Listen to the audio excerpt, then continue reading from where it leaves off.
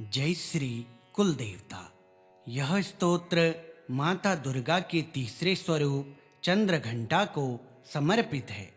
गुप्त नवरात्रि के तीसरे दिन इसका पाठ करने से धन संपत्ति की प्राप्ति, व्यापार में वृद्धि तथा रोग और शोक से मुक्ति मिलती है।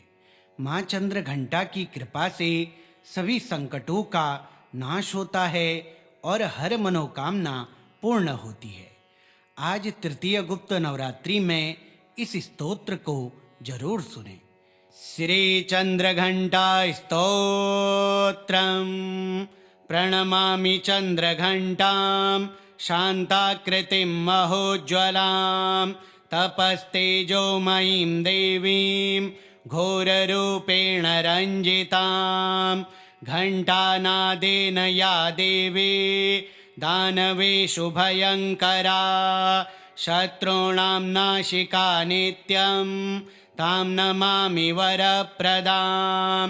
ब्रह्मरूपेण सम्भूता दुर्गा त्वं भक्तिदायिनी, सर्वविघ्नहरा नित्यं पातु मां दुःखनाशिनी।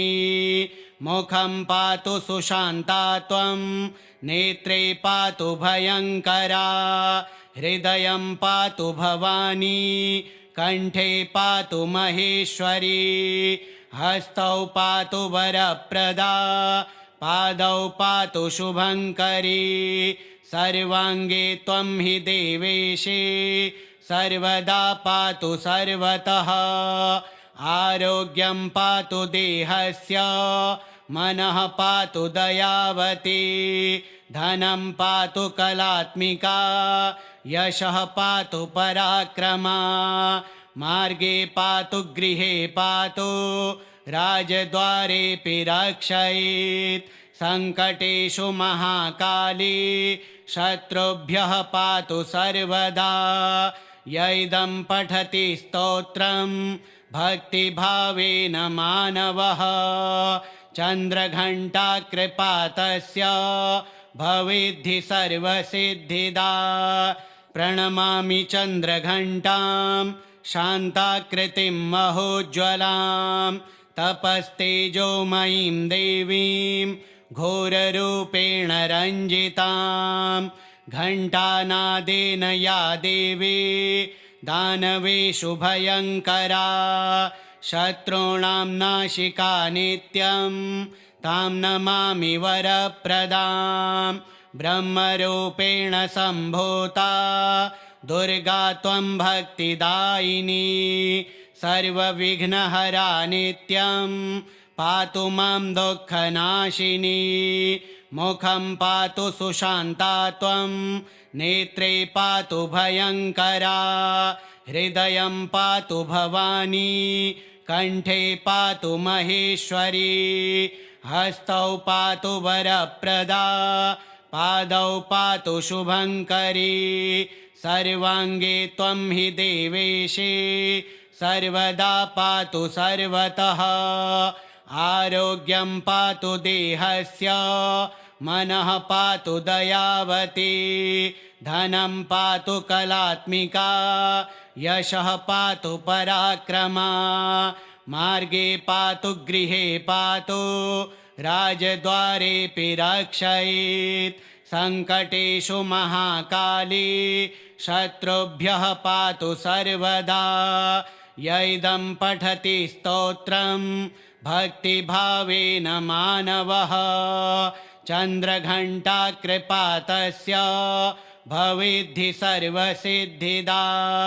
प्रणमामि चंद्रघंटां शांताकृतिं महोज्ज्वलां तपस्तेजोमयीं देवीं घोररूपेण रञ्जितां। घंटानादेन या देवी दानवेषु भयंकरा, शत्रूणां नाशिका नित्यं तां नमामि वरप्रदां। ब्रह्मरूपेण सम्भूता दुर्गा त्वं भक्तिदायिनी, सर्वविघ्नहरा नित्यं पातु मां दुःखनाशिनी। मुखं पातु सुशान्ता त्वं नेत्रे पातु भयङ्करा हृदयं पातु भवानी कण्ठे पातु महेश्वरी हस्तौ पातु वरप्रदा पादौ पातु शुभङ्करी सर्वाङ्गे त्वं हि देवेशे सर्वदा पातु सर्वतः आरोग्यं पातु देहस्य मनः पातु दयावती धनं पातु कलात्मिका यशः पातु पराक्रमा मार्गे पातु गृहे पातु राजद्वारेऽपि रक्षयेत् संकटेषु महाकाली शत्रुभ्यः पातु सर्वदा यैदं पठति स्तोत्रं भक्तिभावेन मानवः चन्द्रघण्टा कृपा तस्य भवेद्धि सर्वसिद्धिदा प्रणमामि चन्द्रघण्टां शान्ताकृतिं महोज्ज्वलां तपस्तेजोमयीं देवीं घोररूपेण रञ्जितां घण्टानादेन या देवी दानवेषु भयङ्करा शत्रूणां नाशिका नित्यं तां नमामि वरप्रदां ब्रह्मरूपेण सम्भूता दुर्गा त्वं भक्तिदायिनी सर्वविघ्नहरा नित्यं पातु मां दुःखनाशिनी मुखं पातु सुशान्ता त्वं नेत्रे पातु भयङ्करा हृदयं पातु भवानी कण्ठे पातु महेश्वरी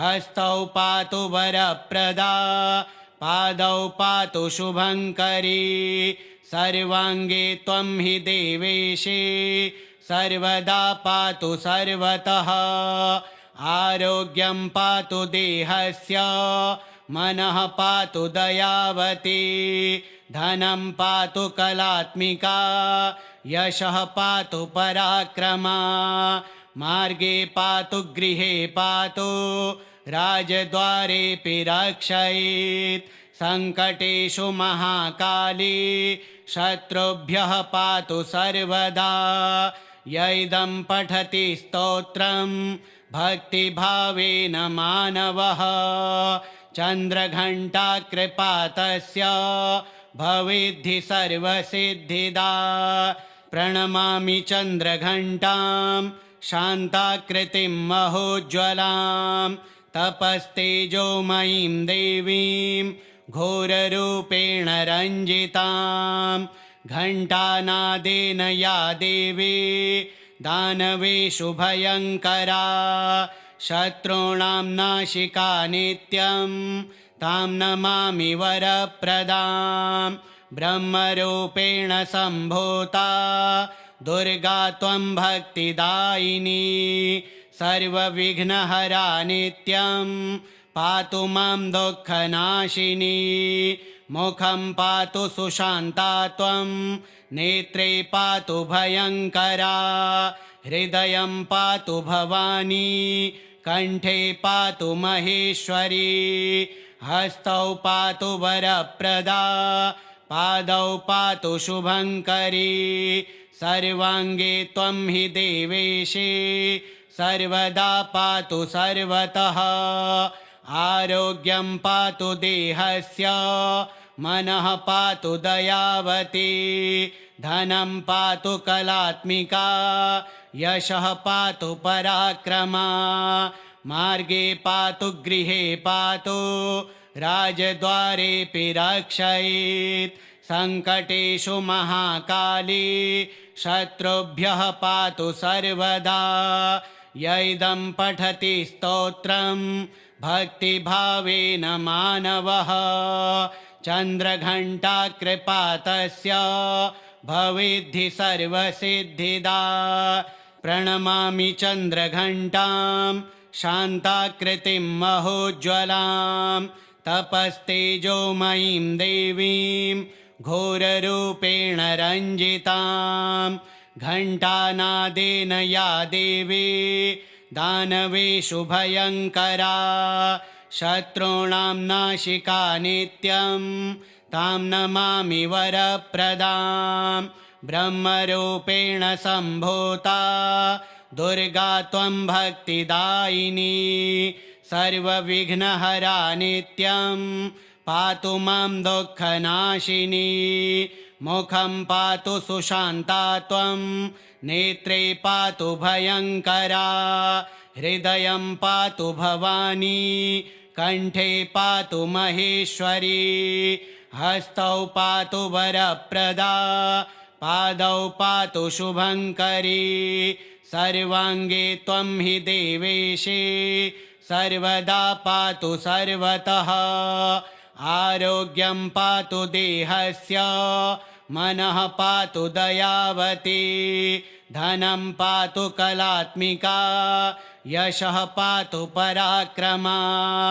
मार्गे पातु गृहे पातु राजद्वारेऽपि रक्षयेत् सङ्कटेषु महाकाली शत्रुभ्यः पातु सर्वदा य इदं पठति स्तोत्रं भक्तिभावेन मानवः चन्द्रघण्टाकृपातस्य भवेद्धि सर्वसिद्धिदा प्रणमामि चन्द्रघण्टां शान्ताकृतिं महोज्ज्वलां तपस्तेजोमयीं देवीं घोररूपेण रञ्जितां घण्टानादेन या देवी दानवेषु भयङ्करा शत्रूणां नाशिका नित्यं तां नमामि वरप्रदां ब्रह्मरूपेण सम्भूता दुर्गा त्वं भक्तिदायिनी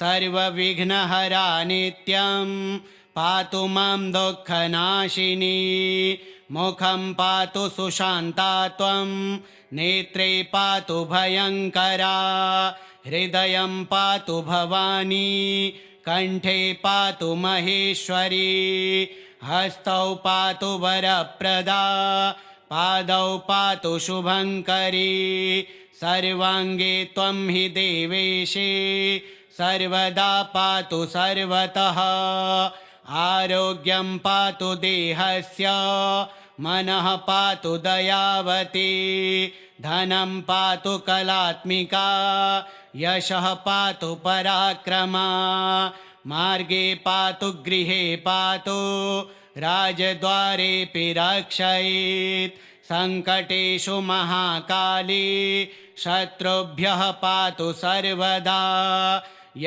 इदं पठति स्तोत्रं भक्तिभावेन मानवः चन्द्रघण्टाकृपातस्य भवेद्धि सर्वसिद्धिदा प्रणमामि चन्द्रघण्टां शान्ताकृतिं महोज्ज्वलां तपस्तेजोमयीं देवीं घोररूपेण रञ्जितां घण्टानादेन या देवी दानवेषु भयङ्करा शत्रूणां नाशिका नित्यं तां नमामि वरप्रदां ब्रह्मरूपेण सम्भूता दुर्गा त्वं भक्तिदायिनी सर्वविघ्नहरा नित्यं पातु मां दुःखनाशिनी मुखं पातु सुशान्ता त्वं नेत्रे पातु भयङ्करा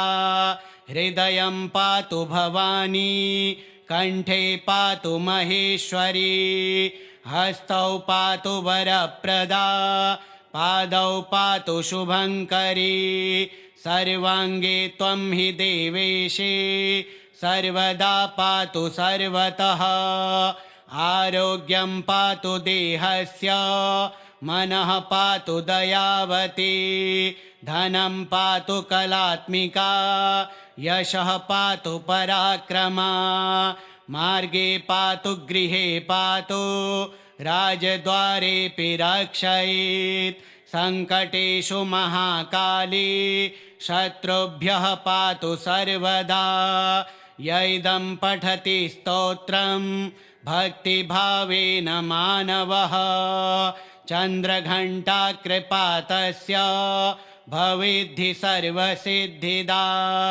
प्रणमामि चन्द्रघण्टां शान्ताकृतिं महोज्ज्वलां तपस्तेजोमयीं देवीं घोररूपेण रञ्जितां। घण्टानादेन या देवी दानवेषु भयङ्करा शत्रूणां नाशिका नित्यं तां नमामि वरप्रदां।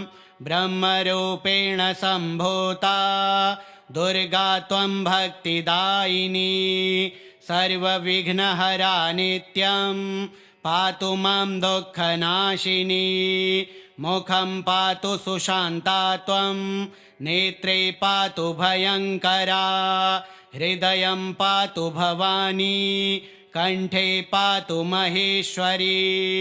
हस्तौ पातु वरप्रदा पादौ पातु शुभङ्करी। सर्वाङ्गे त्वं हि देवेशे सर्वदा पातु सर्वतः। आरोग्यं पातु देहस्य मनः पातु दयावती। धनं पातु कलात्मिका यशः पातु पराक्रमा। मार्गे पातु गृहे पातु राजद्वारेऽपि रक्षयेत्। सङ्कटेषु महाकाली शत्रुभ्यः पातु सर्वदा। य इदं पठति स्तोत्रं भक्तिभावेन मानवः चन्द्रघण्टा कृपातस्य भवेद्धि सर्वसिद्धिदा। प्रणमामि चन्द्रघण्टां शान्ताकृतिं महोज्ज्वलां तपस्तेजोमयीं देवीं घोररूपेण रञ्जितां। घण्टानादेन या देवी दानवेषु भयङ्करा शत्रूणां नाशिका नित्यं तां नमामि वरप्रदां। ब्रह्मरूपेण सम्भूता दुर्गा त्वं भक्तिदायिनी सर्वविघ्नहरा नित्यं पातु मां दुःखनाशिनी। मुखं पातु सुशान्ता त्वं नेत्रे पातु भयङ्करा हृदयं पातु भवानी कण्ठे पातु महेश्वरी। हस्तौ पातु वरप्रदा पादौ पातु शुभङ्करी। सर्वाङ्गे त्वं हि देवेशे सर्वदा पातु सर्वतः। आरोग्यं पातु देहस्य मनः पातु दयावती। धनं पातु कलात्मिका यशः पातु पराक्रमा। मार्गे पातु गृहे पातु राजद्वारेऽपि रक्षयेत्। सङ्कटेषु महाकाली शत्रुभ्यः पातु सर्वदा। य इदं पठति स्तोत्रं भक्तिभावेन मानवः चन्द्रघण्टा कृपातस्य भवेद्धि सर्वसिद्धिदा। प्रणमामि चन्द्रघण्टां शान्ताकृतिं महोज्ज्वलां तपस्तेजोमयीं देवीं घोररूपेण रञ्जितां। घण्टानादेन या देवी दानवेषु भयङ्करा शत्रूणां नाशिका नित्यं तां नमामि वरप्रदां। ब्रह्मरूपेण सम्भूता दुर्गा त्वं भक्तिदायिनी सर्वविघ्नहरा नित्यं पातु मां दुःखनाशिनी। मुखं पातु सुशान्ता त्वं नेत्रे पातु भयङ्करा हृदयं पातु भवानी कण्ठे पातु महेश्वरी।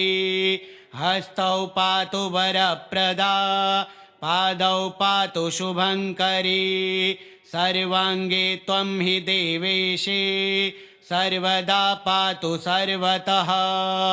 आरोग्यं पातु देहस्य मनः पातु दयावती, धनं पातु कलात्मिका, यशः पातु पराक्रमा, मार्गे पातु गृहे पातु, राजद्वारेऽपि रक्षयेत्, संकटेषु महाकाली, शत्रुभ्यः पातु सर्वदा, य इदं पठति स्तोत्रं भक्तिभावेन मानवः, चन्द्रघण्टा कृपा तस्य भवेद्धि सर्वसिद्धिदा।